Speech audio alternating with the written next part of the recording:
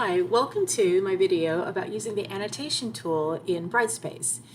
This tool became available to us in spring, but I know I didn't start using it until the summer because didn't really realize until halfway through the semester that we had it, and didn't want to introduce something quite new to students. So I used it this summer for all three of the courses. I had an online, a hybrid, and a face-to-face course. And students from all three courses emailed me or spoke in class about how much they liked it. I didn't ask them, they just volunteered that information. I did have to explain how to use it because the comment tool isn't necessarily really obvious how they're supposed to see the comments. So you might want to do a small video or do a demonstration if you have a face-to-face class about how they're supposed to use it. So here is essay. So I'm going to open up paper. If I want to print the paper, I can download it right here and I can have a copy of it that's clean. If I print here, I believe this is where you're gonna, whatever's on the screen will print. So once I make comments on there, I can actually download it. That's what this is for. It'll allow me to download a copy with the comments, and this will print out the comments as well. You do have some settings here that you can play with, again, like how if you want to see 2 pages at once. Sometimes that's helpful depending on what you're doing. Again, you can play with those, and this of course allows you to make the page bigger. So here are my basic annotation tools. This one is the drawing tool, and we have 4 different options. So drawing, I get these options right here. This one allows me to determine how is the text or whatever I draw, how is it going to look on the screen. These are all kind of graphic design options that allow you to add effects to it. Probably most of us just need the normal. This will allow me to change the size of the line. This one allows me to change the opacity. So if I want to draw over something, but I want you to still be able to see the text underneath it, then that might be why I might want to set that to something other than 100. This is the background, and this is actually the line color, right? So if I don't want a background, I just choose that, and I just have the line as is. Okay. If I want to delete any of these, I just kind of hit escape to get out of the tool, and I click it, and then I hit the delete key and then hit delete again. So it's very easy to eliminate, things that I don't want on there. So again, draw allows you to maybe circle something. If you have a stylus, you can actually, write. Writing with a mouse is hard. I do have a touch screen, so I could use my finger there. Again, just whatever you're comfortable with using. What technology you have will determine how you use this. Again, I can just then delete those things. Freeform highlight allows me to highlight everything, right? And then if I make a mistake, I can hit eraser, and I can come back and kind of trim or just delete everything. I can also do the old delete trick. Sometimes it's a little tricky. And again, even though I've drawn that erasure in the middle, it's still going to see this as all one image, and so it's going to delete it all. I can do text highlighter, and that's just going to highlight the lines, right? And again, I can come over here and I have, these different options. So you can see, I think multiply made it a little bit thicker, it looked like at one point. I can change the opacity, I can change the color. Oh, I'm sorry, I know what was wrong. Yeah, once you highlight, you can't go back and change the setting. I was like, why isn't that changing it? Right, so if I wanted to change and do overlay, and you can see what that looks like, then you can see how that is. So if you want to actually highlight not just the whole line, but actually maybe, just words like this for whatever reason, then you can play with those, right?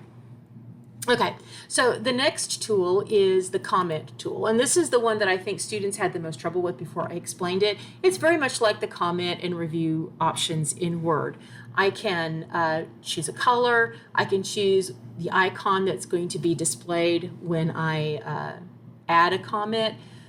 Sometimes I like to customize by always using the same color for the same type of error or mistake or thing that I want to point out.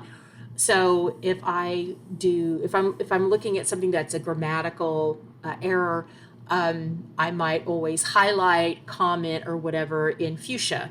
If I'm looking at something that's a formatting error, they didn't set something up properly, then I use blue. If it's an MLA error, I might use yellow. If it's a content error that they've not added something, then I might use green. So again, as long as I tell the students that that's the color coding, what it means, then that's cool. So let's say, again, I have the text box and I comment here, and I might say, date is formatted incorrectly. Please check MLA rules on first page headings, right? Oop, and then I can put that right where I want it. And then again, I can also change. And this is one that actually, as long as it's highlighted, I can change what icon is used. Right? And then I can also establish, probably in my syllabus, what each of these for. Maybe key is always going to be thesis, or topic sentences are like key concepts, right? So that's pretty much it for the tool. Again, they have to know to highlight over it to see the comment. This is text box. Again, works pretty much just like you would expect the text box to work. I can change the font, type, and size. I can, again, add an opacity setting. I can fill in the box. I can add an outline, right?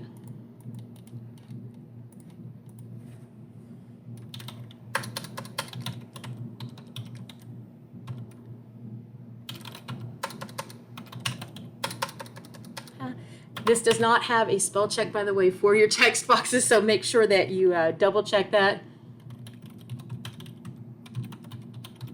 All right, so let's say I wanted to have that, and I want to take out, so I'm going to just take that out, and maybe I want to make this a little bit bigger.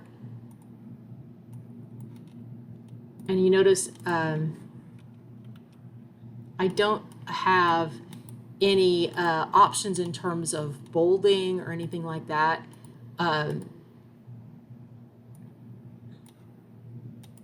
Pretty much this is all you've got. So again, you might want to use color, and again, you can't also go and change the color. These are the only color options that you have. These are like, do I want it centered? And this is, do I want it in the top, the middle, or the bottom of the text box? So you can see that set at the top. I can change it to wherever I want it to go. And then I also can, of course, resize my text box if I need to. Okay, another thing that I haven't talked about is using the right mouse click. Okay.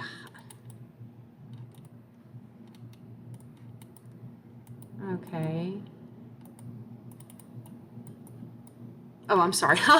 If I highlight something, I'm going to get a little menu that pops up, and this is going to allow me to highlight whatever the color is that I've chosen for that I last used for the highlight. It's going to highlight it.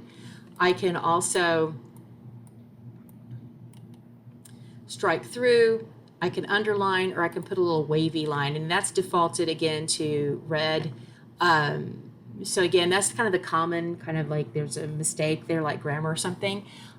So that's going to always pop up when I highlight material. Okay. This one allows me to add lines, arrows, and rectangles. So I have, again, it's pretty standard. So here is my line function.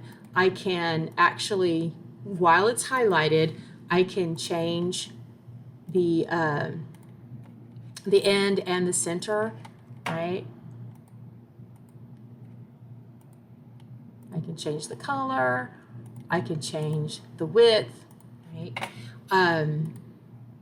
Arrow is, of course, I'm going to be able to point to things. And but to be honest, I'm not really sure what the difference is between line and arrow because it looks like I can do the same thing with both. So not really sure about that.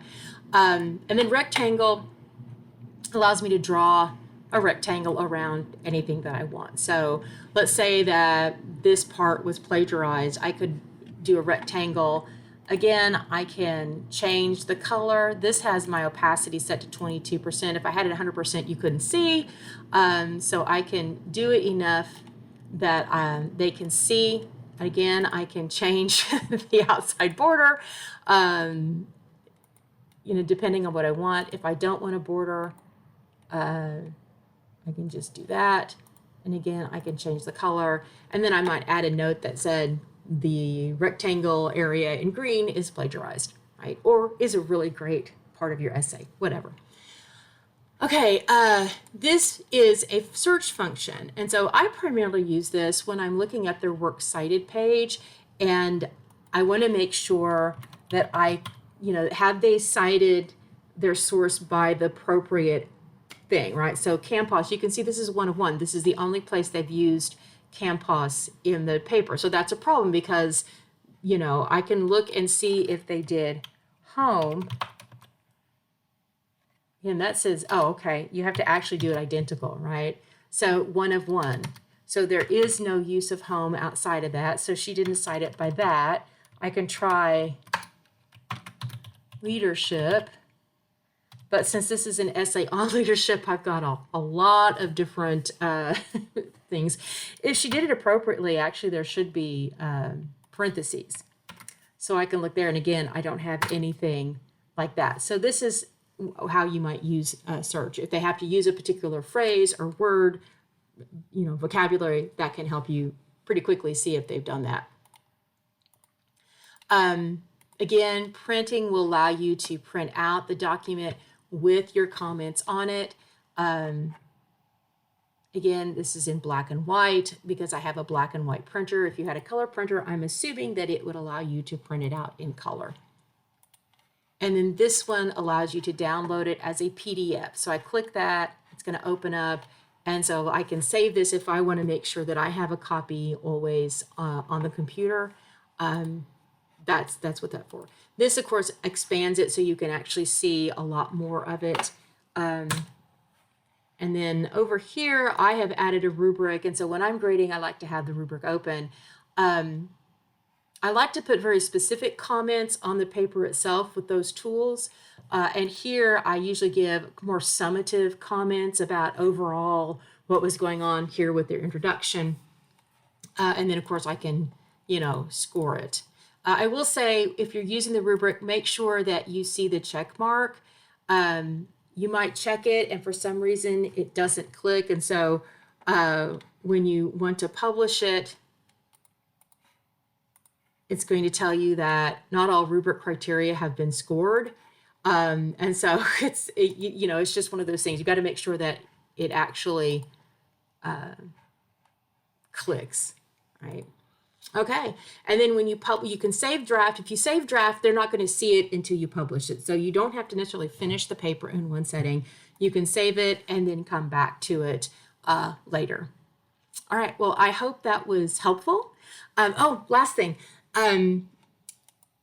How you have your paper set up can affect, where is it? Can affect certain things in the essay. Oh, I know. Let me go back to user submissions. And I'm going to go back here to edit submission folder. So submission and completion, how many files per submission, and the submissions can affect students being able to see their feedback. I usually have it set unlimited. Only the most recent submission is kept because I have some students that will upload like 5 different versions of their paper. And this has just made it a lot simpler and neater.